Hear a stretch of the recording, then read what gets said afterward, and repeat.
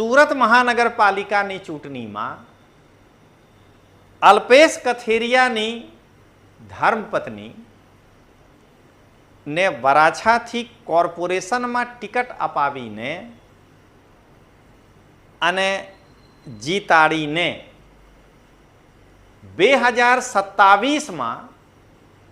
જે વિધાનસભાની ચૂંટણી આવશે તો અલ્પેશ કથિરિયા રૂપી સ્પર્ધાત્મક વ્યક્તિને સાઈડ કરી દીધા છે અને મને લાગે છે કેમ કે બીજેપીમાં એક જ પરિવારથી બે સભ્યોને ટિકિટ મળવાની શક્યતા ઓછી હોય છે એક જ જગ્યાથી. તો મને લાગે છે કે આ માસ્ટર સ્ટ્રોકથી કુમાર કાનાણી સાહેબ 2027માં ફરી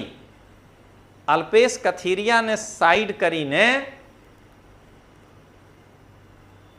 વિધાનસભાના ઉમેદવાર બનીને ફરી વિધાનસભા પહોંચી શકે છે.